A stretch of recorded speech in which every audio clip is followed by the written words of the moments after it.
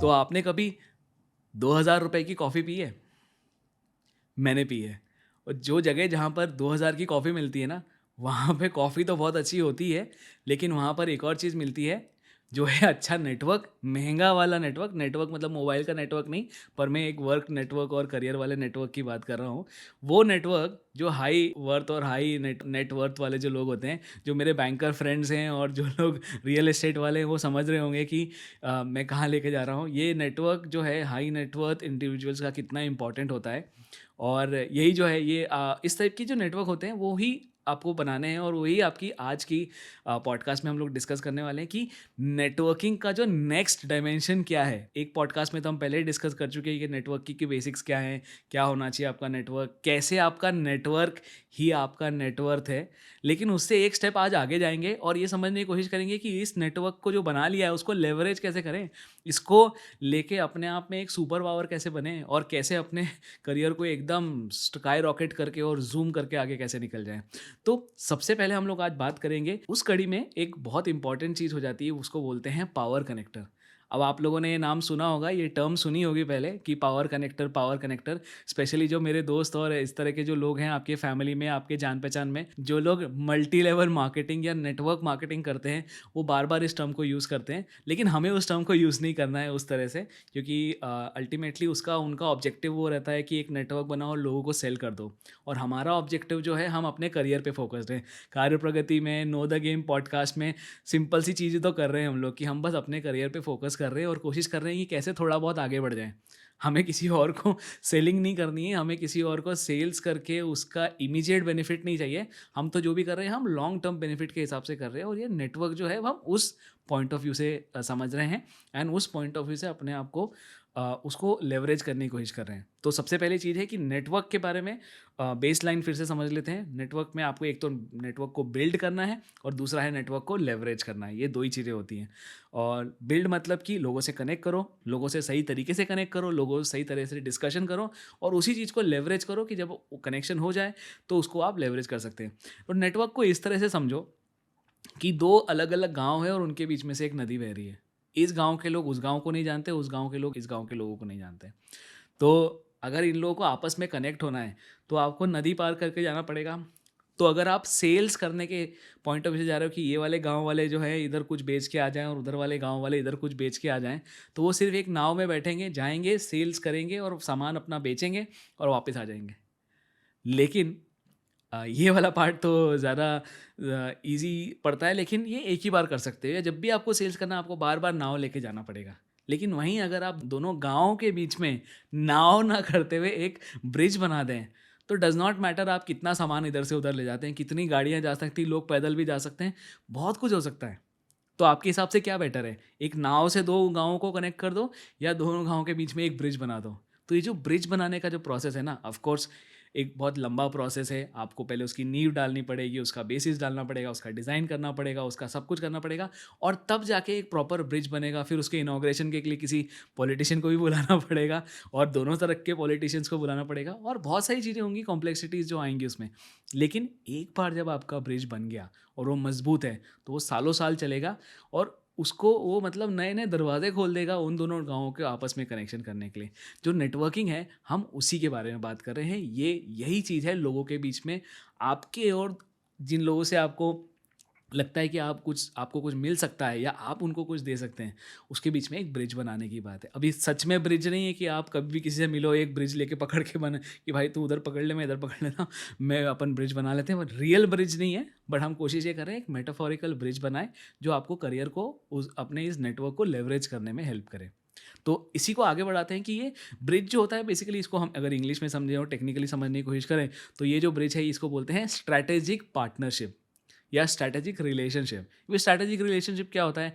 आपने ये, जब भी किसी नेटवर्क में आपके लिए स्ट्रैटेजिक ज़्यादा इम्पॉर्टेंट हो और रिलेशनशिप बाद में आए, उसको स्ट्रैटेजिक रिलेशनशिप मतलब आप हर किसी से मत मिलो, हर किसी से कनेक्ट मत करो, हर किसी को बस अपने कारवा में मत जोड़ दो, अपने नेटवर्क में मत बोलो। पहले आप समझो कि उस बंदे से आपको क्या पर्पस हो सकता है और आपसे उस बंदे को क्या पर्पस हो सकता है।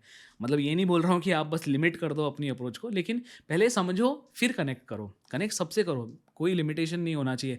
जितना बड़ा आपका नेटवर्क होगा उतने बड़े चांसेस होंगे आपके पास में। फिर जितना अच्छा आपका नेटवर्क होगा, उतने चांसेस आपके और इम्प्रूव हो जाएँगे, और जितना घनिष्ठ आपका नेटवर्क होगा, उतने चांसेस और ज़्यादा इम्प्रूव हो जाएँगे। आप उसके अंदर एक अगली दूसरी चीज़ ये भी देखो कि ये जो नेटवर्क बनता है, अब जैसे मैं मतलब सेल्स वाले पॉइंट ऑफ व्यू से मत कर रहा हूँ। आप जब आप मैं जब स्ट्रैटेजिक बोल रहा हूँ, तो उसका मतलब ये है कि आप थोड़ा-सा पहले सामने वाले को समझो। ये समझो कि आप उसकी लाइफ़ में क्या वैल्यू एडिशन कर सकते हो और वो आपकी लाइफ़ में क्या वैल्यू एडिशन कर सकता है।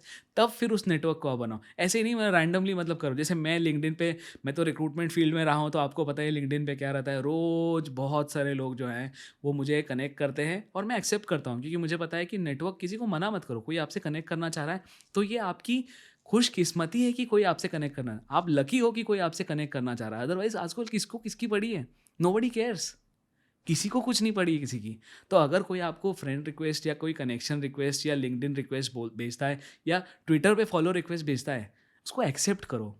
सामने वाला आपको किसी रिस्पेक्टेबल पोजीशन से देखता है, इसलिए आपको कनेक्ट कर रहा है। ऐसे थोड़ी ना रैंडमली देख रहा है। ऑफ कोर्स इसमें ये कैविएट ये भी है कि बहुत सारे लड़के जो रहते हैं वो मनचले मोड में आ जाते हैं और वो मनचले मोड में ट्राई करते हैं लड़कियों से कनेक्ट करने के लिए और फीमेल्स को कनेक्ट करने के लिए। वो चीज़ तो ऑफ कोर्स गलत है इसे, लेकिन मैं ओवरऑल अगर आप जनरली देखोगे कि अगर आप एक लड़का हो, आप एक मेल हो, तो आपको ये वाला फ़िल्टर लगाने की ज़रूरत नहीं है। फिर आपसे कोई कनेक्ट नहीं करने वाला सिर्फ़ आपकी पर्सनैलिटी को लेके। वो आपसे कोई कनेक्ट कर रहा है, तो आपको respect, out of respect and out of curiosity connect कर रहा है, तो आप उसको एक्सेप्ट करो। लेकिन जब भी मेरे पास में रिक्वेस्ट आती थी, वो रिक्वेस्ट जो होती थी मोस्ट ऑफ द टाइम वो रिक्वेस्ट ऐसी होती थी, कनेक्ट हुए, उसके बाद में पहला मुझे, hi sir my name is Ajay. Okay भाई Ajay, very nice, great, glad to connect with you. लेकिन ये कॉन्वर्सेशन हुआ ही नहीं है, मैंने सिर्फ एक्सेप्ट किया है। फर्स्ट थिंग आती है उनका सीवी। अब आप सोचो, आप सड़क पे जा रहे हो और आपने बहुत सारे अपने सीवीज़ का प्रिंट आउट लिया है, और उन सबको ना ऐसे गोले बना बना के रखे हुए हैं, जो पेपर को क्रम्बल करके रख लेते हैं। और जहाँ आपको रिक्रूटर दिखा और आपने पकड़ के एक दिया खींच के, बिल्कुल, ले भाई मेरा सीवी ले। अपना सीवी ऐसे फेंकते तो नहीं हो ना? It's a respectable thing. आपकी पूरी लाइफ का समरी सार उस सीवी के अंदर है। सीवी मतलब बायोडेटा या रेज्यूम, जो भी आप बोल लो उसको। तो ये वो आपकी पूरी लाइफ की समरी है उसके अंदर। आप रैंडमली किसी को मत भेजो ज़रूरत के बिना। जब तक कोई एक्नॉलेज नहीं करे कि हाँ भाई मुझे चाहिए, तो फिर आप क्यों भेज रहे हो? और ये भी तो सोचो कि आपका सीवी जो है वो आपकी पर्सनल इन्फॉर्मेशन है। कौन अपनी इन्फॉर्मेशन रैंडमली ऐसे भेजता है, ले भाई मेरा सीवी ले ले, मेरा सीवी ले। ऐसा नहीं होना चाहिए। मैं जानता हूँ जॉब सर्च करना में बहुत डेस्परेशन होती है, और हमें लगता है कि हम कैसे भी करके मैक्सिमम लोगों तक रीच कर ले। मैं खुद उस चीज़ से बहुत गुजरा हूँ, and it's a sensitive thing. इतना आसान नहीं होता अपने आप को कंट्रोल करना, जब आपको पता है कि सामने वाला एक रिक्रूटर है। मुझे पता है, मतलब ये वही हो गई कि आपके सामने अगर आइसक्रीम है और आप 3 दिन से भूखे हो, तो आपको पता है कि यार मैं उस दुकान में जाऊँगा, मुझे आइसक्रीम मिल जाएगी। But you have to follow certain process. आपको थोड़ा सा एक वो ब्रिज बनाने में अगर तो क्या होगा ना, अगर आप किसी को सिर्फ सीवी फेंक के दोगे ना, तो वो बंदा ना तो उसको एक्नॉलेज करेगा, ना उसको एंटरटेन करेगा। और ना एक्नॉलेज ना एंटरटेन मतलब क्या हुआ, आपको जो वो एफर्ट था सीवी भेजने का, वो वेस्ट हो गया। लेकिन बात वहीं तक नहीं रुकी। एक्चुअली आपके अगर जेन्युइनली कुछ चांसेस होते भी सही ना उस रिक्रूटर के साथ में, तो भी कहीं ना कहीं आपने उसको रिड्यूस कर दिया है। और यही नहीं, आप अपना ही नहीं दूसरों का भी गेम खराब कर रहे हैं। क्यों खराब कर रहे हैं? क्योंकि कोई और अगर जेन्युइनली किसी को सोच समझ के स्ट्रैटेजिकली कनेक्ट कर रहा है लिंक्डइन पे, तो शायद आपने वो करके वो वाला भी वो तो मतलब फिर तो क्या होगा, फिर रिक्रूटर्स क्या करते हैं, वो इनर्ट हो जाते हैं। इनर्ट मतलब कि उनको फ़र्क ही नहीं पड़ता, फिर वो धीरे धीरे करके ना इनसेंसिटिव हो जाते हैं। जैसे मैं बात कर रहा हूँ, अगर आप मेरी बात ऑब्जेक्टिवली सुनोगे तो आपको लगेगा कितनी इनसेंसिटिव बात है, कि कोई सीवी फेंक के मारता है क्या? नहीं मारता है। मुझे पता है कि वो एक बहुत सेंसिटिव स्पॉट होता है लोगों के लिए, और वो बहुत मुश्किल है उस चीज़ से बाहर निकलना। लेकिन अगर आपको सच में जेन्युइनली अगर उस नेटवर्क को लेवरेज करना है, तो आप पहले वो ब्रिज बनाओ। नेटवर्किंग के समझो उस चीज़ को कि आप पहले अपने ब्रिज को बनाओ। उसके बाद अगर सामने वाले को लगता है कि वो आपकी हेल्प कर सकता है, और सामने वाला खुद से बोले कि नहीं हमारे पास है कुछ ऐसा, आप एक काम करो मुझे सीवी भेजो, तभी तो वो हेल्प करेगा। अदरवाइज़ वो आप सिर्फ एक बस गलत उसमें जा रहा है। अच्छा, उसका वहाँ पे ठीक है, उसने आपको रिजेक्ट कर दिया, आपके एक्चुअल जेन्युइन चांस हो गए वो भी खत्म हो गए। लेकिन उसका एक दूसरा इफेक्ट और भी होता है, वो होता है आपके ऊपर, आपकी साइकोलॉजी के ऊपर। अब अगर मैं जॉब सीकर हूँ और मैं 10 लोगों को दिन भर सीवी भेज रहा हूँ, और मुझे एक का भी रिस्पॉन्स नहीं आ रहा है, मैं अपने बारे आपके बारे में क्या सोचूं, अपने आप के बारे में क्या सोचूंगा कि यार मैं कुछ गलत कर रहा हूँ, और मेरा सीवी अच्छा नहीं है, लोगों को मेरी वो नहीं है। कितने अच्छे अच्छे लोगों को जिन्होंने जॉब पोस्ट कर रखी है वो वाली, और वो लोग भी मुझे एंटरटेन नहीं कर रहे हैं, तो कितना मैं गलत हूँ। मैं अपने तो मैं अपनी सेल्फ इमेज को मैं ख़राब कर रहा हूँ लोगों को रैंडमली सीवी भेज के। तो वो तो नहीं करना है। हमें अपने आप के अंदर थोड़ा सा एक पॉजिटिविटी रखना है और थोड़ा सा ये रखना है और सेल्फ कंट्रोल रखना है कि हम किसी को रैंडमली मत बोलो। आप किसी को भी कनेक्ट कर रहे हो, कनेक्ट करो, डेफिनेटली कनेक्ट करो, लेकिन पहले उसका समझो कि वो बंदा क्या है, वो क्या करता है। फिर आप ये समझो कि आप क्या करते हो, फिर ये सीखो कि कहीं कोई कॉमन पॉइंट हो सकता है क्या, कॉमन ग्राउंड कहीं अगर कुछ हो सकता है तो आप उसके बारे में एक कॉन्वर्सेशन स्टार्ट करो। या बिना बात करे मतलब आप सीधे ये बोल रहे हो कि नहीं भाई मेरे लिए कर दो, तो वो चीज़ नहीं होगी। Coming back to this thing, तो ये जो हम स्ट्रैटेजिक पार्टनरशिप की बात कर रहे थे ना, वो यही है कि आप कनेक्ट करने से पहले सोचो, किसी से भी मिलने से पहले सोचो कि ये हम कहाँ पे ये आ सकती है।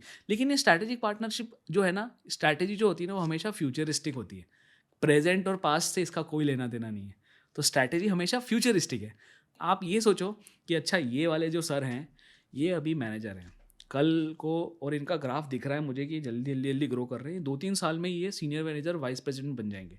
और तब इनको एक बंदे की ज़रूरत पड़ेगी जो मैं उस वाला काम जो कर सकता हूँ, और वो जो काम रहेगा ना उसके लिए। तो आप सोचो, आप अभी से 2-3 साल आगे फ्यूचर में सोच के लोगों से कनेक्ट कर रहे हो।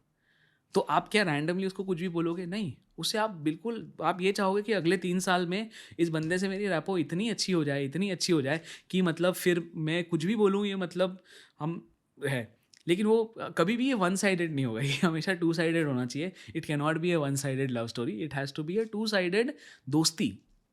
लव स्टोरी का तो है ही नहीं, इन्फैचुएशन तो हो ही नहीं सकता। तो आपको फोकस ये करना है कि आप थोड़ा सा पहले सोचो, फिर लोगों से अपने नेटवर्क को एक्सपैंड करो, लोगों से मिलो, उनको समझो। और जब आप ऐसे सोचने लग जाओगे ना, तो आपको एक दूसरा डायमेंशन भी खुलता हुआ दिखेगा। वो दूसरा डायमेंशन क्या है कि जब हम लोगों से कनेक्ट करते हैं, तो हम जब ये सोचते हैं ना कि मैं इससे मुझे क्या मिलेगा, तो आप ये भी सोचने लग जाते हो कि आप उसको क्या रिटर्न में दे सकते हो, आप उसके लिए क्या वैल्यू एडिशन कर सकते हो।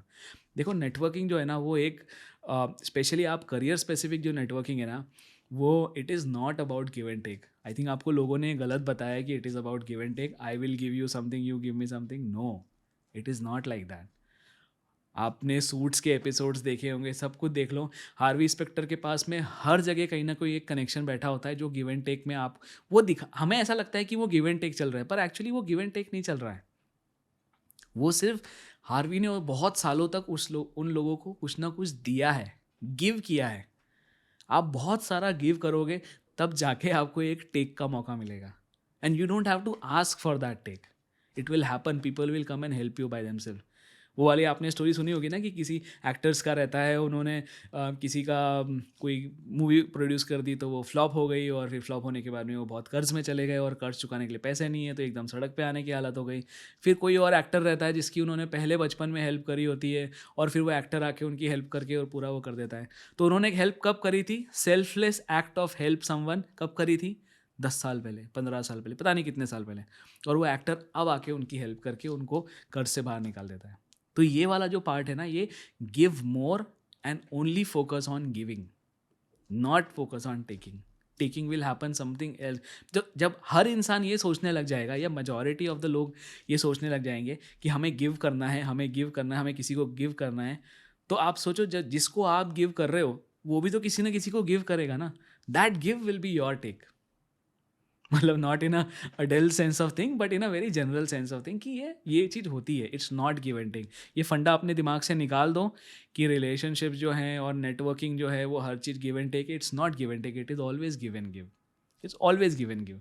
अच्छा, एक बात बताओ, क्या ये चीज़ आपकी इसमें भी एप्लीकेबल है? बिल्कुल एप्लीकेबल है, पर्सनल लाइफ में भी एप्लीकेबल है। आप अगर आपके पेरेंट्स को देखो और आपको देखो, आपने क्या गिव एंड टेक कर लिया पेरेंट्स के साथ में? सबसे वैल्यूएबल रिलेशनशिप तो पेरेंट्स के साथ होती है ना। क्या गिव एंड टेक कर लिया? कुछ नहीं। आपकी पहली सैलरी आई, मदर को साड़ी दिला दी, ठीक है, that is not give and take, that is little bit take. मतलब आप टोकन भी नहीं दे रहे हो उस चीज़ के लिए। और उन्होंने क्या गिव किया? Right from your Inception till today. और वो गिव करते ही आ रहे हैं, आप जब तक ख़त्म नहीं होंगे तब तक वो गिव करते रहेंगे। और ये चीज़ आपको तब रियलाइज़ होगी जब आप खुद एक पेरेंट बनोगे, और या फिर बन चुके। अगर आप बन चुके तो I am sure you 100% agree with me that life is not about give and take, life is entirely about give and give. That's where you form the most beautiful relationships. You always try to give and give. And then when you are done with giving, or when you are exhausted with giving, God will give you more to give more. सोचो कितना cycle चल रहा है, ये world और ये अर्थ जो है ये इसी साइकिल पे चल रही है। There is no other law of nature, mother nature का जो लॉ है, this is the law that everybody is design to give and give, nobody is designed to take. The take happens automatically when somebody else is giving you. ये समझ लोगे बहुत easy हो जाएगा आपके लिए। और करियर तो मतलब career is just a cake walk.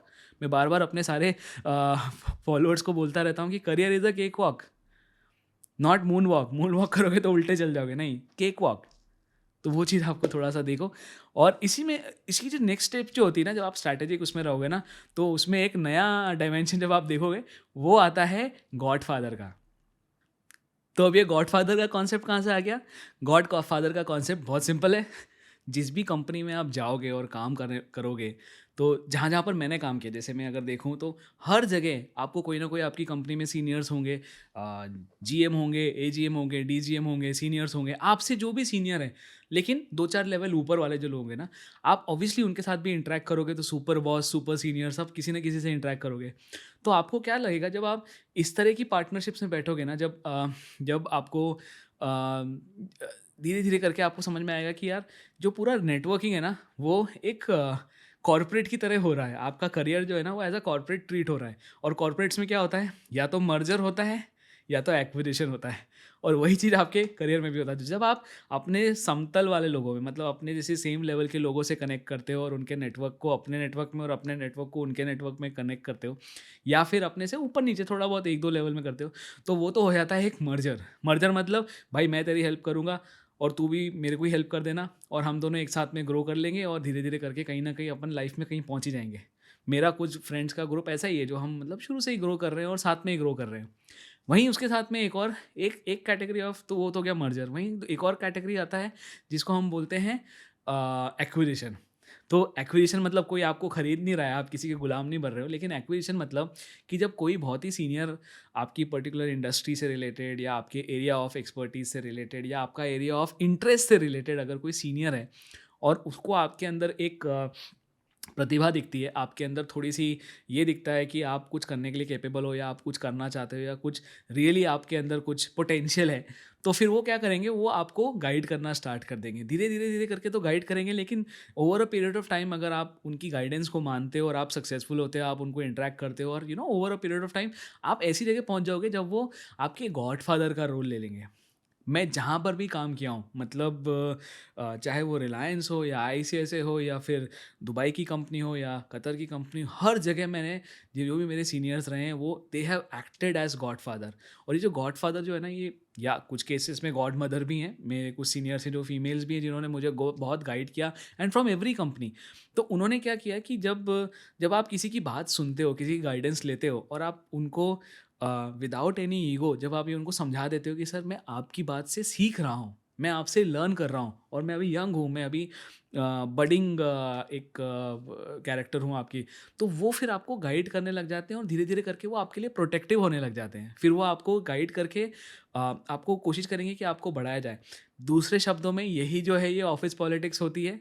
और if you are on the other side of this thing, कि ये मतलब आप कोई दूसरा पर्सन देखेगा तो उसको लगेगा कि यार ये लोग तो फेवरेटिज्म हो रहा है, ऐसा नहीं होना चाहिए और ये ऑब्जेक्टिव नहीं है और ये गलत होता है। लेकिन आप ये देखो कि जो पर्सन ने अगर किसी के साथ में रैपो बिल्ड करने में अगर इन्वेस्ट किया है, तो why should that not be that person not be rewarded? क्यों नहीं? मतलब अगर मैं अपने सीनियर्स से और सीनियर्स के साथ में अच्छे से बिहेव करता हूँ, उनकी ट्रीट करता हूँ, उनकी गाइडेंस को मानता हूँ, उनको सपोर्ट करता हूँ, जब उन्हें मेरी ज़रूरत रहती है मैं उनको हेल्प करता हूँ, जितना मेरा कैपेसिटी उससे ज़्यादा मैं एक कोशिश करता हूँ अपने आप को पुश करने के लिए, तो why should I not get benefit? मुझे क्यों ना मिले उसका बेनिफिट? मिलना चाहिए, बिल्कुल, ऑफ कोर्स मिलना चाहिए। और ये जो है, ये बेनिफिट किसी का कहने या ना कहने से नहीं होता, ये लाइफ लॉन्ग हो जाता है।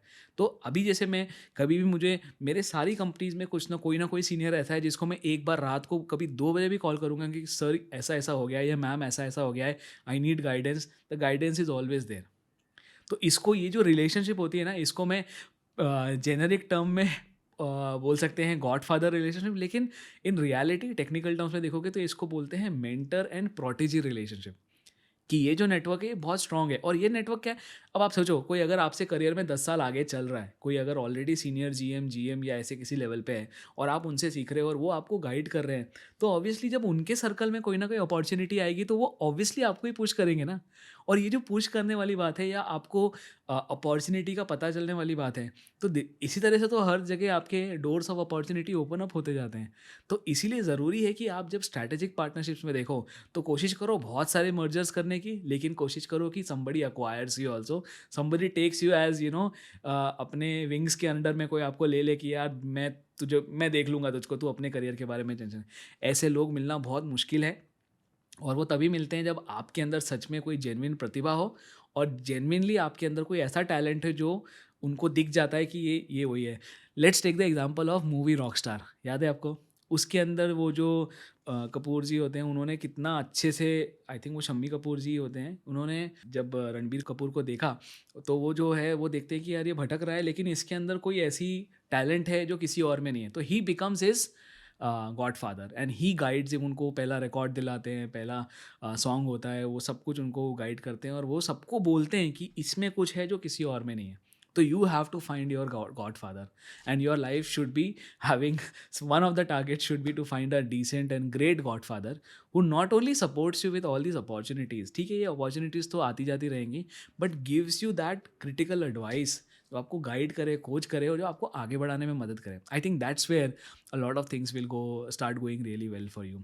दूसरा जो है, अब अपन जब जब आपने ये देख लिया कि मर्जर और एक्विजिशन टाइप की बहुत सारी आपकी रिलेशनशिप्स हो गई और आप बहुत सारे नेटवर्क में आ गए धीरे धीरे करके, तो आप रियलाइज़ करोगे कि अब मान लो आप सबसे कनेक्ट भी हो गए, आपके 100-500 लोग जो हैं वो आपके नेटवर्क में हैं भी सही, लोग आपसे जानते भी हैं, आप लोगों को जानते हैं, लोग आपको जानते हैं, आपने इंटरेक्ट भी किया है, आपने काफ़ी सारे लोगों के साथ एक ब्रिज भी फॉर्म किया है मेटाफोरिकल। तो फिर अब क्या किया जाए, उसके बाद में क्या? ये तो सबसे पहले तो आपने नेटवर्क बिल्ड किया, तो अभी तक हम बात कर रहे थे बिल्ड करने की, अब हम बात करेंगे लेवरेज करने की। तो इसको लेवरेज कैसे करते हैं ना, लेवरेज करने से पहले एनालिसिस ज़रूरी है। एनालिसिस मतलब कि जो आपका नेटवर्क है, पहली चीज़ तो आपको पता होना चाहिए कि आपका नेटवर्क क्या है, who are the people who are in your network. अब मैं एक छोटा सा एग्जाम्पल देता हूँ, वो आपको बहुत फ़नी लगेगा लेकिन बहुत रेलिवेंट भी है। अब मेरे पास में लिंक्डइन पे रफली अराउंड 20-21 हज़ार लोग हैं जो मुझसे कनेक्टेड हैं, उसमें से कुछ फॉलोअर्स हैं, कुछ डायरेक्ट कनेक्शंस हैं। अब ये 21,000 लोगों का मुझे लिटरली कोई आइडिया नहीं है कि ये 21,000 लोग कौन है। तो जब मैं कंटेंट पोस्ट करता हूँ, जब मैं कुछ आर्टिकल्स लिखता हूँ, कुछ लिखता हूँ, तो जो मेरे जानने पहचानने वाले लोग हैं वो तो उसको एक्सेप्ट कर लेते हैं और उसको लाइक और वो सब कर देते हैं, लेकिन वो जो बाकी के 21,000 लोग हैं ना, वो मुझे नहीं पता। तो वही मैं अगर फिगर आउट कर लूँ कि ये 21,000 लोग कौन है, ये किस कैटेगरी को बिलोंग करते हैं, क्या इनका वर्क एनवायरनमेंट है, इनके क्या वर्क चैलेंजेस होंगे, तो आई थिंक कहीं ना कहीं वो बहुत ईजीली वो उस जगह पे कनेक्ट हो सकते हैं और वो एक इमोशनल लेवल पे कनेक्ट बिल्ड कर सकते हो, आप अपने ऑडियंस के साथ में कनेक्ट कर सकते हो। तो ये जो अंडरस्टैंडिंग है ना, तो ये एनालिसिस जो है ना, वो आपको कहीं ना कहीं करना पड़ेगा। तो मैं आपको एक सजेशन देता हूँ, ये एनालिसिस डज नॉट मैटर कि आपने किसी के साथ में नेटवर्क में कोई आपके स्कूल से बना या कॉलेज से बना या कलीग बना या कुछ भी बनाओ, ये जो ओवरऑल है ना, इसका नेटवर्क सिर्फ एक सिंपल सा है कि उसको 4 भाग में डिवाइड कर लो, 4 एरियाज़ में। तो 4 एरियाज़ में this is not in terms of कि कहाँ से वो नेटवर्क बना, बट इन टर्म्स ऑफ कि वो नेटवर्क की आपके साथ में क्लोजनेस कितनी है। तो हर किसी को तो आप सेम लेवल से नहीं ट्रीट करोगे, आप ट्रीट करोगे हर किसी को अलग अलग थॉट प्रोसेस है, तो उसकी क्लोजनेस आपसे इन द सेंस। तो आपके पास में 4 सेक्शन हो गए। एक हो गया जो आपका जिस नेटवर्क को आप भाई बोलते हो, सीधे भाई, मतलब not real brother but not brother but brother from another mother, उस टाइप का, जो इतना क्लोज है, इतने क्लोज है आपके साथ कि आपकी फैमिली टाइज हैं, आप उनके पेरेंट्स को जानते हो, वो आपके पेरेंट्स को जानते हैं, और बचपन से साथ में हो या कॉलेज से साथ में हो या बहुत साल हो गए आपकी दोस्ती को, तो ऐसे केस में वो आपके भाई, जिनको आप भाई बोलते हो, कि इतने क्लोज हो गए कि भाई बन गए, तो वो जो है ना, वो आपके ब्रो वाला जो है ना, उसमें ऑफकोर्स फीमेल भी हो सकती हैं। और उसके बारे में एक बहुत जाकिर खान का एक पॉइंट है जो बहुत वैलिड है। तो उनका ये कहना है कि ये जो मेल मेल जो फ्रेंडशिप होती है, वो बहुत ही यूनिक चीज़ है और आई थिंक वर्ल्ड में बहुत ही one of the purest form of relationships हैं। क्यों? क्योंकि ना दोनों में, मतलब सिर्फ इसलिए कि मैं तेरा भाई हूँ, मैं साथ दे रहे हैं लोग। और जाकिर ने ये भी कहा था कि लोग एक्चुअली क्राइम भी कमिट कर रहे हैं सिर्फ इसलिए कि यार भाई तू अकेला थोड़ी ना जाएगा, मैं चलता हूँ तेरे साथ में। तो मतलब इस लेवल की फ्रेंडशिप चल रही है और वो एक अलग जोन में है सब लोग। और ये वाली फ्रेंडशिप जो है ना, ये बहुत इंपॉर्टेंट है, क्रूशल है। तो अगर आपके ऐसे कुछ 3-4 भाई हैं, ज़्यादा नहीं होंगे, 3-4 ही होंगे ऐसे, तो वो जो आपके 3-4 ऐसे भाई हैं ना, अब आप इमेजिन करो उनके सर्कल में अगर कहीं कोई अपॉर्चुनिटी आती है या ग्रोथ अपॉर्चुनिटी होती है, तो वो ऑफ कोर्स आपको सिर्फ बताएँगे नहीं कि यहाँ पर एक अपॉर्चुनिटी है, पर वो आपको उसके लिए पुश भी करेंगे। वो आपको सजेस्ट करेंगे, वो आपका रेफरेंस देंगे, वो आपके उन मैनेजर से बात करेंगे, हायरिंग मैनेजर से बात करेंगे और अपनी तरफ से हर संभव कोशिश करेंगे आपको कहीं न कहीं उसमें फिट करवाने के लिए। तो वो देन उनके कंपनी में अगर कोई ओपनिंग आती है, तो वो ये नहीं सोचते कि ये तेरे लिए फिट है कि नहीं है। वो ये सोचते हैं कि वो आपको उसमें फिट करने की कोशिश करते हैं कि अच्छा, ये इसमें 4 चीज़ें चाहिए, तेरे पास 2-3 है, पर तू ये कर लेगा, वो कर लेगा, ये थोड़ा-सा इम्प्रूव कर ले, ऐसे करके। तो वो आपको फिट करने लग जाते हैं उसके अंदर। वहीं कोई और रिक्रूटर और जो नॉर्मल लोग रहेंगे, वो ये सोचेंगे कि अरे नहीं, इसके अंदर ये 3 स्किल्स मिसिंग है या ये है, ये बहुत ऑब्जेक्टिवली देखें, लेकिन वो आपके साथ में वो सब्जेक्टिव हो जाते हैं, जो आपके भाई वाले जो सेक्शन वाले जो कनेक्शंस होते हैं। तो वो एक बहुत इंपॉर्टेंट चीज़ है और ये वाला सेक्शन जो है ना, इनको आप 100% डिपेंडेबल रहो। और ऐसा नहीं है, आप ऑफ कोर्स कोई अगर आप किसी को भाई बोलते हो, तो वो भी आपको भाई बोलता होगा। भाई is a two way street. आपको कोई अगर भाई बोलता है, तो ऑब्वियसली आप भी, आई एम श्योर, उनकी हेल्प करते हो। आई एम श्योर कि आप हर संभव कोशिश करते हो उनको आगे बढ़ाने की। तो ये बहुत सेल्फलेस हो जाता है और I think it's a blessing. उन लोगों को भी ब्लेस करो आप, सच में, लाइक रियली रियली आप ब्लेस्ड हो उन लोगों के कारण, जो आपके भाई हैं और आपको जो आगे बढ़ा रहे हैं। दूसरा जो सर्कल आता है, इसके जो बाहरी सर्कल है, ये तो सबसे क्लोज आपका सर्कल हो गया, बिल्कुल इसको बोलते हैं हार्ट सर्कल। कि हार्ट मतलब बिल्कुल हार्ट टू हार्ट कनेक्टेड हो आप लोग इसमें, मतलब वो रोमांटिक वाला नहीं, बस एज अ भाई हार्ट से हार्ट टू हार्ट कनेक्टेड हो। फिर उसके बाद दूसरा सर्कल आता है, उसको बोलते हैं फ्रेंड्स। तो ये फ्रेंड सर्कल होता है ना, उसमें कैसा रहता है कि फ्रेंड्स मतलब कि आप या तो स्कूल के फ्रेंड्स हो, कॉलेज के फ्रेंड हो, वर्क कलीग्स हो, या क्लास के फ्रेंड हो, या कोई और ऐसी कोई ना कोई एक कॉमन ग्राउंड होता है उसके अंदर। कोई उस फ्रेंड में और आपके बीच में कोई एक कॉमन चीज़ होती है। जो कॉमन चीज़ कैसी रहती है कि मतलब कॉमन चीज़ देख सकते हो कि या तो आप कहीं गिटार क्लास में साथ में गए। मेरा एक दोस्त है जो मेरे साथ गिटार क्लास में था। एक मेरा दोस्त है, मेरे ट्यूशन में जाता था मेरे साथ में। एक मेरी फ्रेंड है जो कहीं कोचिंग में मिली थी मुझको। तो हम ऐसे ही सर्कल बना हुआ है हमारा। तो भाई सर्कल तो ऐसे ही बनता है। तो ये वाले जो लोग हैं ना, ये फ्रेंड्स हैं, ये भी कहीं काफ़ी हद तक सेल्फलेस रहते हैं, लेकिन एट द सेम टाइम इनकी अपनी अपनी लाइफ रहती है, अपनी अपनी प्रायोरिटीज़ रहती है। जो भाई है, उनकी कोई प्रायोरिटी नहीं है। वो आपके सामने आपकी ही, वो आप ही उनकी प्रायोरिटी हो लाइफ में। वो रोज़ आपसे फ़ोन करके पूछेंगे, आप उनसे रोज़ फ़ोन करके पूछोगे, भाई क्या चल रहा है, क्या कर रहा है, यार तूने कल फ़ोन नहीं लगाया था, तू क्या कर रहा है। वो मतलब इतने कनेक्टेड रहते हैं वो। जिसको आजकल के फैशन में ये भी बोल सकते हो कि जो बीएफएफ होते हैं ना या बीएफएफ होती हैं, वो वो वाले जो है ना, उनको भाई बोलते हैं। अब ये तो दूसरे वाले जो फ्रेंड्स हैं ना, उनकी अपनी अपनी लाइफ होती है, अपना अपना करियर होता है, अपनी अपनी प्रायोरिटीज़ होती हैं। तो ये वाले लोग क्या कर रहे होते हैं उसके अंदर उनका एक दूसरा अप्रोच चल रहा होता है। वो अप्रोच क्या रहता है कि एक कॉमन फैक्टर तो है, और उस कॉमन फैक्टर के टाइम पे जब आपका इंटरेक्शन हुआ था, तो उनको आपकी पर्सनालिटी के बारे में कुछ थोड़ा बहुत नॉलेज है ना। वो आपके वर्क को ज़्यादा जानते हैं, प्रोफेशनली वो आपको कम ही जानते होंगे, अनलेस कि उन्होंने एज अ कलीग आपके साथ काम किया, या आपके मैनेजर या जूनियर से रहे हैं आपके। तो वो आपकी पर्सनालिटी के बारे में कुछ जानते हैं, जो वो अप्रिशिएट करते हैं, इसीलिए तो वो आपके दोस्त हैं। या आपकी वाइब मैच होती है, या बिल्कुल एक वेवलेंथ बिल्कुल मैच हो रही है, तो वैसे। तो ये वाले जो फ्रेंड्स होते हैं ना, ये कोशिश ये करेंगे आपको, तो ये आपको पुश नहीं करेंगे, ये आपको वहाँ पे फिट नहीं करेंगे, लेकिन ये कोशिश करेंगे कि यार अपॉर्चुनिटी तो देख ले, तू ट्राई कर ले, मैं तेरा सीवी पहुंचा देता हूँ वहाँ तक, या तेरा रेज्यूम वहाँ तक पहुँचा। तो वो आपको सही जगह तक ले जाएंगे। ये भी बहुत बड़ी हेल्प है। आप इमेजिन करो, एक तरफ आप रैंडम लोगों को सीवी भेज रहे हो अपने, और एक तरफ है कोई ये बोल रहा है कि यार वहाँ पे अपॉर्चुनिटी आई है, तू जाके बात कर ले। तो वो सिलेक्टिव हो जाएगा। थोड़ा सा ये लोग ये भी देखेंगे, इस टाइप के जो फ्रेंड्स रहते हैं, वो ये भी देखेंगे कि आपने कभी उनकी हेल्प करी कि नहीं करी। तो फिर आप उसको थोड़ा सा एक ये रहेगा कि वो कोशिश करेंगे कि आपकी भी हेल्प करने के लिए। ऑफ कोर्स, जैसे मैं बोल रहा हूँ, रिलेशनशिप और नेटवर्किंग के अंदर give more and only give. It's about giving, not about taking. Give and take नहीं, सिर्फ गिव एंड गिव है। ठीक। नेक्स्ट जो होता है, उसमें आता है फ्रेंड्स ऑफ फ्रेंड्स। अब ये फ्रेंड्स ऑफ फ्रेंड जो है ना, ये आपको ना आपको इंटरनली जानते हैं ना, आपकी पर्सनालिटी, वैल्यूज, एस्पिरेशंस कुछ नहीं जानते हैं। लेकिन ये जो जानते हैं ना, ये जानते हैं कि इनका कोई दोस्त है जो बहुत क्लोज है इनके, उसके आप दोस्त हो। ये फ्रेंड्स ऑफ फ्रेंड जो है ना, ये बहुत यूनिक नेटवर्क होता है, क्योंकि यही सबसे बड़ा नेटवर्क भी है। इसके बाद में तो फिर किसी को नोबडी, उस वाला नेटवर्क को मैं बोलता हूँ don't don't give a shit network. इस तरह से मैं उसको टर्म को करता हूँ। लेकिन ये जो नेटवर्क है ना, this is the last network या ग्रुप ऑफ पीपल होता है, जो who actually don't, they only see you from the friends eye. तो मतलब अगर मान लो कोई मेरा फ्रेंड है और उसके कॉलेज में कोई बंदा था और जो, तो ये फ्रेंड ऑफ फ्रेंड जो है ना, ये कहीं ना कहीं आपको जो है ना सपोर्ट करेंगे, कोशिश करेंगे, लेकिन अगेन ये वही है कि बहुत ही ट्रांजैक्शनल लेवल पे रहेगा।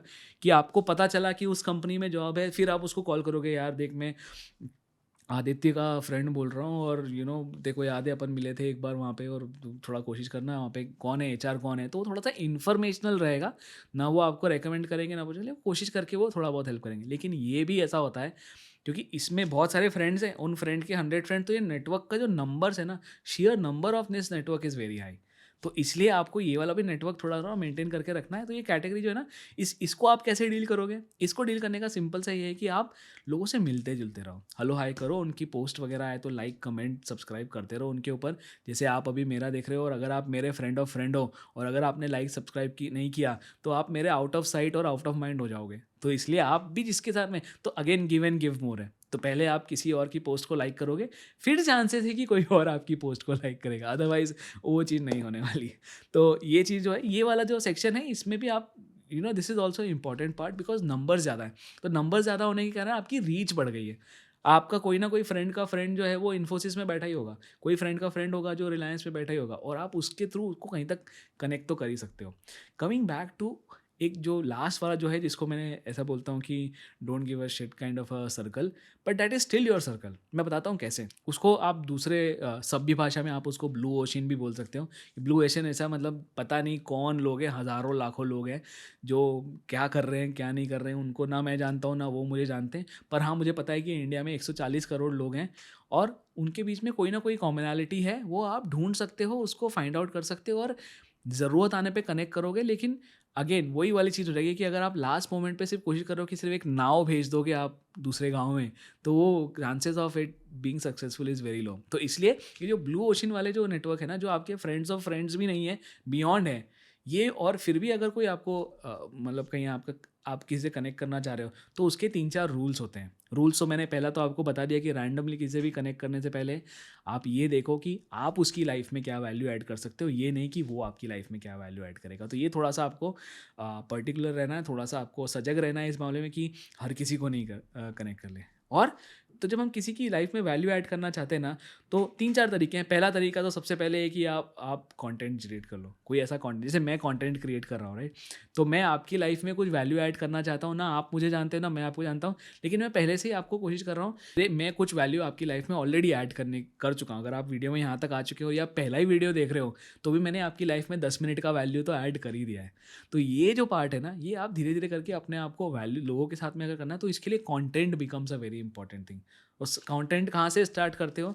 हर कोई वीडियो के लिए बहुत शाय होता है, मैं भी ज़्यादा फॉर द लॉन्गेस्ट टाइम मैं बहुत शाय था वीडियो के लिए कि यार मैं अपना फेस कैसे दिखाऊंगा, फिर मैं कहीं भी जाऊंगा लोग मुझे पहचानेंगे, और ये बहुत सारे मिथ्स से जो मैंने ओवरकम किए, लेकिन अब वो मेरे लिए नेचुरल हो गया। लेकिन बहुत सारे लोग हैं, 99% लोग हैं जो ऐसे हैं, वो ऐसा कुछ भी नहीं करते हैं। तो वो ऐसा कुछ भी नहीं करते हैं, तो उसके लिए क्या होता है, फिर उनको पोस्ट का सबसे पहला चीज़ है ट्विटर। अगर आप ट्विटर पे अपना कंटेंट करते हो, तो आई थिंक लोग आपको बहुत इजीली रिकग्नाइज भी करेंगे, सपोर्ट भी करेंगे, और ऑफ कोर्स आप वहाँ पे अपना एक इन्फ्लुएंस बनाने लग जाते हो। तो ये जो है पहला जो है वो आप मतलब भाई है आपके, दूसरा वाला आपके फ्रेंड्स है, फ्रेंड्स ऑफ फ्रेंड्स है तीसरा वाला, और जो चौथा है उससे कनेक्ट करने का, उसको रीच आउट करने के लिए पहले उसकी लाइफ में कुछ वैल्यू ऐड कर दो, उसके बाद में वो आपको रीच आउट कर लेगा, वो आपको कनेक्ट कर लेगा। तो अब हम ये कहाँ पे पहुँच गई, ये बात पहुँच गई अपनी, जब आपका इतना सर्कल हो जाए, इतने सारे लोग हैं जो आपको जानते हैं, आपने उस सर्कल को बना भी लिया, और उसको आपने एनालाइज भी कर लिया, और लेवरेज भी करना धीरे धीरे कर रहे हैं। तो लेवरेज करना जो पार्ट है ना, वो आपको सिखाने की ज़रूरत नहीं, वो ऑटोमेटिकली हो जाएगा। वो ऐसा नहीं है कि आपको पहले बताऊं कि अच्छा आप पहले उससे रीच करो फिर ऐसा करो। लेवरेज करने का एक ही नियम है, give and give more, and automatically आपका जो नेटवर्क है वो लेवरेज हो जाएगा। नेटवर्क के अंदर एक बोनस पॉइंट ये भी है कि थोड़ा सा आप कोशिश ये करो, जब आप अपने नेटवर्क को बिल्ड कर रहे हो, आप लोगों से कनेक्ट कर रहे हो, आप कोशिश करो डाइवर्सिटी लाने की उसके अंदर। तो डाइवर्सिटी मतलब जैसे कि होता है कि हर कंपनी के अंदर कोशिश करते हैं ना कि हर क्षेत्र से लोग होना चाहिए। कोई भी कंपनी अगर सिर्फ एक ही जगह के लोगों को हायर करेगी या एक ही तरह के लोगों को हायर करेगी, तो उनका पूरा वर्क कल्चर जो है ना वो बहुत मोनोटोनस हो जाएगा। मोनोटोनस के अलावा उनकी थॉट प्रोसेस भी मोनोटोनस हो जाएगी, और अल्टीमेटली वो एक एक इस तरह की कंपनी हो जाएगी जिसके कल्चर में दूसरे कल्चर्स का इंक्लूजन होना बहुत मुश्किल होगा। वहीं अगर आप शुरू से ही कंपनी के अंदर एक इंक्लूजन मेंटेन करते हो, मल्टीपल नेशनैलिटीज़ को लाते हो, अगर आप किसी इंटरनेशनल जगह पे हो, या फिर मल्टीपल अलग अलग जगहों से मल्टीपल लैंग्वेज स्पीकिंग लोगों को, मल्टीपल लेवल्स ऑफ सोसाइटी से लेके आते हो, तो उसके अंदर वो जो कंपनी जो है ना वो बहुत कल्चरली बहुत थ्राइविंग हो जाती है, बहुत पॉजिटिव कल्चर हो जाता है उसके अंदर, स्पेशली वर्क कल्चर बहुत अच्छा हो जाता है। और जो कंपनी ऐसा नहीं कर पाती ना, वहाँ के एम्प्लॉयज़ जो है ना वो हमेशा एक थकेले टाइप के रहते हैं। तो इसलिए ये चीज़ आपके नेटवर्क पे भी लागू होती है कि जब आप पर्सनली अपने करियर में जब नेटवर्क बिल्ड कर रहे हो ना, तो डोंट, जैसे अगर आप डॉक्टर हो तो डोंट ट्राई टू सी कि जो आपका स्पेशलाइजेशन एरिया, जैसे आप ऑप्थेल्मोलॉजिस्ट हो तो आप सिर्फ ऑप्थेल्मोलॉजिस्ट से कनेक्ट कर रहे हैं और किसी से कनेक्ट ही नहीं कर रहे हैं, आपका पूरा सर्कल जो है ना एक ही है ना। तो उसके तो दो दो पॉइंट्स उसमें बहुत इंपॉर्टेंट, एक तो ये है कि शॉर्ट कमिंग हो जाती है कि अगर आपने नेटवर्क के अंदर अपने बहुत ही एक ही तरह के लोग हैं, तो जो अपॉर्चुनिटीज़ जिनकी आप बात कर रहे हो वो एक ही सर्कल में सर्कुलेट होती रहेगी, तो वो तो एक बहुत बड़ी बात है। दूसरी चीज़ जो है तो लिमिटेड हो जाती है। दूसरी चीज़ जो है वो ये है कि अगर आपका एक ही टाइप का सर्कल है, तो वो उसमें जो है आप किसी एक से, मतलब आप 2-4 लोगों से ही कनेक्ट कर सकते हो ना। आप हर किसी से, हर किसी के फ्रेंड अगर आप हो जाओगे, तो फिर आप नेता बन जाओगे ना। वो नेता तो बन के तो फिर आप ये मत सोचो कि आप गिव एंड टेक कर सकते हो, नहीं। आप गिव मतलब वो अलग ही लेवल बन जाएगा। तो इसलिए कोशिश करो अलग-अलग डाइवर्सिटी और अलग-अलग लो इनकम वाले लोगों से भी दोस्ती करो आप, मीडियम इनकम वालों से भी दोस्ती करो, हाई इनकम वालों से भी। अगर आप नेटवर्क देख के दोस्ती कर रहे हो, ज़रूरी नहीं कि आप किसी पेंटर से कनेक्ट नहीं कर सकते। आप सेल्स वाले हो तो मार्केटिंग से नहीं कर सकते, सेल्स वाले तो एचआर वाले से कनेक्ट नहीं कर सकते। आप जिससे कनेक्ट करना चाहते करो। जितना डाइवर्स आपका नेटवर्क रहेगा, उतने ज़्यादा आपके नेटवर्क रहेगा जो फ्रेंड्स ऑफ। तो अपना सर्कल जो है ना, जितना आप डाइवर्स रखोगे, उतना ज़्यादा आपके लिए अच्छा रहेगा। बहुत ज़्यादा ग्रोथ करने में ईज़ी होगी और आपको अपॉर्चुनिटीज़ अलग-अलग जगह से आएगी। अब अगर आप सोचो कि मैं as let's say job seeker हूँ और मैं अभी जॉब ढूंढ रहा हूँ कहीं पे, और सडनली मेरे पास में एक फार्मा कंपनी से भी किसी दोस्त ने बता दिया कि मेरे यहाँ पे अपॉर्चुनिटी, किसी ने किसी और कंपनी से बता दिया, तो मेरे पास तो अपॉर्चुनिटीज़ आने लग गई ना। तो ये जो अपॉर्चुनिटीज़ आना है, मैं क्यों कोई एक दरवाज़ा अपने लिए बंद करूँगा कि नहीं यार मुझे वहाँ से नहीं चाहिए। तो मैं कोशिश करूँगा कि हर सेक्टर में मेरे फ्रेंड्स हो, हर सेक्टर में मेरे कोई ना कोई नेटवर्क में आए, या डायरेक्ट नेटवर्क, इनडायरेक्ट नेटवर्क या एक्सटेंडेड नेटवर्क में आए, ताकि मैं उस नेटवर्क को अपना लेवरेज कर सकूं, और ऑफ कोर्स मैं भी किसी को सपोर्ट कर सकूं ना। मैं भी तो चाहता हूं ना कि मैं ओवरऑल एक किसी कम्युनिटी का हिस्सा हूं। Speaking of community, second point जो है, जब आप नेटवर्क को और ज़्यादा अगर लेवरेज करना चाहते हो ना, तो आप एक ट्राइब मेंटालिटी पे आना लग जाओ। तो एक तरफ जहाँ मैं बोल रहा हूँ कि इसको बहुत डाइवर्सिटी करो अपने नेटवर्क में, दूसरी तरफ आपके नेटवर्क में ऐसी पॉकेट्स ढूंढो जो अपने आप को एज अ ट्राइब ट्रीट करें। ट्राइब ट्रीट करें मतलब कि अगर आप कॉलेज में हो और आपने तो ज़रूरी देखा होगा, पहले के टाइम पे होता था, आई डोंट नो आजकल क्या होता है, पर एक ग्रुपिज़्म ज़रूर होता है कि 4-5 ग्रुप्स लोगों का एक ग्रुप रहेगा जो अपने आप को एक फ्रेंड सर्कल, एक ग्रुप बोलेंगे। ऐसे हर क्लास में 3-4 ग्रुप तो होते ही हैं। तो ये जो ग्रुप्स होते हैं ना, ये इस तरह का कॉन्सेप्ट जो है वो इंडस्ट्रीज़ में भी एग्जिस्ट करता है, जिसको वो एक ट्राइब बोलते हैं। तो वो सब they are all connected with a common purpose, common होता है। मतलब बहुत सारे अलग अलग टाइप के ट्राइब्स आपको मिले, तो अपने आप आइडेंटिफाई करने की कोशिश करो कि क्या ऐसे किसी ट्राइब का आप हिस्सा बन सकते हो जो ग्रो करने में इंटरेस्टेड है। जैसे फॉर एग्जांपल, बहुत सारे स्टार्टअप के कोहॉर्ट्स जो होते हैं वो ट्राइब मेंटालिटी पे थ्राइव करते हैं। तो ट्राइब मेंटालिटी मतलब कि वो एक कोहॉर्ट आएगा, उसमें 30-40 स्टार्टअप के फाउंडर्स होंगे, बहुत ही डाइवर्स बैकग्राउंड से आएंगे, और फिर जब वो मिलते हैं और वो एक सिचुएशन को और एक कोहॉर्ट को पूरा क्रॉस कर लेते हैं, उसके बाद में जब तक उनका स्टार्टअप अच्छा चलता है ना, तब तक वो एक दूसरे को सपोर्ट करते रहते हैं, अनकंडीशनली सपोर्ट करते रहते हैं। तो वो जो है ना, वो एक ट्राइब मेंटालिटी होती है। कोशिश करो कि आप किसी ना किसी फॉर्म या किसी ना किसी तरीके के ट्राइब में आप शामिल हो जाओ, तो आप एक ट्राइब में आ जाओगे। ट्राइब में, और ऑफ कोर्स ट्राइब में जो होता है वो लोग एक दूसरे को सपोर्ट करते हैं, और वो एक बहुत ही जस्टिफाइड तरीका है लोगों को आगे ग्रो करने के लिए। और आपको क्या, आपको तो अपनी अपॉर्चुनिटी से मतलब है। आपको क्या मतलब कि कौन आपको सपोर्ट कर रहा है, नहीं कर रहा है। आप तो बस लोगों को सपोर्ट करते जाओ, जहाँ से भी मदद आ जाए उसका भला, थैंक यू सो मच उसके लिए। तो ये तो एक ट्राइब मेंटालिटी वाली बात हो जाती है। तो ये जब आपको इतना कुछ करना है, सिर्फ नेटवर्क के अंदर ही इतनी हज़ार चीज़ें मैंने आपको गिना दी होंगी, तो इतना कुछ करने के लिए आपको थोड़ी सी घबराहट नहीं हो रही? अगर आप स्पेशली अगर आप इंटरनली अपनी बातों को इवैल्यूएट करते हैं और बहुत ज़्यादा एक्सट्रोवर्ट नहीं हो, तो आपको घबराहट जैसी नहीं हो रही कि अरे यार इतने सारा कुछ करना है, नेटवर्क करने के लिए इतनी कुछ चीज़ें करनी पड़ेंगी। तो आपको सिंपल सी चीज़ें, एक तो ये गिव वाला पार्ट है, दूसरा जो है ना, आप एक थोड़ा सा बचपना आपके अंदर होना चाहिए, थोड़ा सा एक नॉन रिस्पॉन्सिबलनेस होना चाहिए। नॉन रिस्पॉन्सिवनेस है, नॉन रिस्पॉन्सिबलनेस होना चाहिए। नॉन रिस्पॉन्सिबल जैसे मतलब कि थोड़ी सी बेफिक्री, हिंदी में बोले, सीधी भाषा में समझाऊँ तो थोड़ी सी बेफिक्री ज़रूरी है। तो ये थोड़ी सी बेफिक्री से क्या होगा ना, आपके अंदर के इनिबिशंस कम होंगे, आपका संकोच कम हो जाएगा, और वो संकोच जो है ना, वो आपको लोगों से कनेक्ट करने से रोकता है। वही आप, हमारे मन में ये रहता है कि सामने वाला मुझे जज करेगा। तो ये कॉन्सेप्ट मेरे साथ में भी बहुत होता था। मैं हमेशा यही सोचता था कि अरे मैं कहीं किसी भी मीटिंग में जाता था, किसी भी पब्लिक उसमें जाता था, किसी भी कॉन्फ्रेंस में जाता था, तो एकदम एक कोने में खड़ा रहता था हमेशा कि लोग मुझे जज करेंगे, वो मेरे बारे में क्या सोचेंगे, वो मेरे बारे में क्या सोचेंगे, और यही सेल्फ जजमेंट ही होता रहता था पूरे टाइम पे। और बाय द टाइम रियलाइज़ होता कि हिम्मत खुलती, तब तक वो इवेंट ही ख़त्म हो चुका होता था। तो फिर धीरे धीरे करके कैसे सीखा मैं इस चीज़ को कि मैं इसको कैसे इम्प्रूव करूँ, कैसे improve करूँ। मैंने अपने अंदर ना थोड़ा सा एक इनोवेशन को कम करना स्टार्ट कर दिया, अपने आप को थोड़ा सा मजाक करना। तो गेम ऑफ थ्रोन्स के कैरेक्टर की एक बहुत बड़ी लाइन है कि जो भी आपकी शॉर्ट कमिंग्स है ना, उसको एज अ आर्मर की तरह पहन के चलो, उसको उसी को अपना आर्मर बना लो। आर्मर मतलब कि आपका कवच। तो जो भी आपको लगता है ना कि आपकी शॉर्ट कमिंग है, जैसे मेरे को मेरे अंदर भलते भलते नई नई चीज़ों की शॉर्ट कमिंग लगती थी। कभी मेरे को लगता था कि मैं बहुत काला हूँ, मतलब देखो अपीयरेंस वाइज जो भी गलत हो सकती है ना एक बंदे में, वो सब मेरे साथ में है। I am short in height, मेरी हाइट ज़्यादा नहीं है। फिर दूसरा मेरा रंग डार्क है। फिर दूसरा मेरे बाल भी जा रहे हैं, पूरा मैं थोड़ा सा हेवियर साइड पे भी हूँ। तो जो भी एक बंदे में गलत हो सकती है ना, पर्सनालिटी वाइज अनअट्रैक्टिवनेस का जीता जागता उदाहरण हूँ मैं। लेकिन व्हाट डज दैट, तो मैं पहले अपने 10-15 साल करियर में अपने आप को बहुत रोका उस चीज़ के कारण कि अरे नहीं लोग क्या सोचेंगे, लोग हंसेंगे कि अरे कितना मोटा है, कितना ये है। बहुत मैंने अपने आप को रोका। फिर एक दिन जब रियलाइज़ हुआ कि यार कोई और तो रोक नहीं रहा, क्योंकि कोई भी आपको पर्सनली आके तो नहीं बोलेगा कि यार तू कहता है, लोग जज कर रहे हैं करने दो। लेकिन मैंने ही अपने आप को इतना गलत बोल के रखा है, तो फिर वो इनहिबिशन को हटाने का मेरे को कोई तरीका नहीं मिल रहा था। फिर मैं बोला कि ये छोड़ो यार, जिसको जज करना है करे, जिसको जज नहीं करना है ना करे, मैं तो जो मुझे करना है मैं वो करूँगा। जिस दिन से मैंने वो डिसाइड किया, उसके बाद से मेरी लाइफ धीरे धीरे करके चेंज। ये कभी मत सोचना कि किसी की भी लाइफ ओवरनाइट चेंज होती है, नहीं होती है। चेंज हमेशा, change is a mandatory process, होना ही है। लेकिन रेट ऑफ चेंज जो है ना, वो धीरे धीरे करके आगे बढ़ता है। ऐसा नहीं कि पहले दिन से ही बहुत ज़्यादा फास्ट चेंज होगा, नहीं, धीरे धीरे करके चेंज होगा। अभी जैसे मैंने 15-17 एपिसोड्स आ गए हैं, अभी आप धीरे धीरे देखोगे जब मेरे 20-25-30-40-50-100 एपिसोड आएंगे ना, तब मेरे कंटेंट की क्वालिटी और इम्प्रूव होगी, तब मैं आपको और ज़्यादा अच्छी बातें पता करूँगा, तब मेरे पास में और ज़्यादा रिसोर्सेज रहेंगे जिससे मैं आपको और ज़्यादा सही एम्पावर कर सकूँगा। लेकिन अभी करंट में जो है चेंज थोड़ा थोड़ा चल ही रहा है, राइट। तो यही चीज़ जो है वो आपके करियर में भी लागू होती है, और आपको वो इनोवेशन जो है ना, वो पहले चेंज करना पड़ेगा। फिर आप एक स्लो लेकिन डायरेक्शनल, एक सिंगल डायरेक्शनल स्लो लेकिन एक यूनिफॉर्म और स्टर्डी चेंज की डायरेक्शन में बढ़ोगे। और वही अपने करियर, इसका मंत्र है कि अपने को कैसे भी करके इनोवेशंस को हटाना है, करियर को आगे बढ़ाना है, नेटवर्क को आगे बढ़ाना है, और कैसे भी करके अपने आप को इतना पावरफुल बनाना है, इतना पावरफुल बनाना है कि हम लाइफ में आगे बढ़ जाएं, करियर में ग्रोथ हो। और तब तक के लिए कार्य प्रगति पर है, आगे बढ़ते रहो, मेहनत करते रहो। जय हिंद।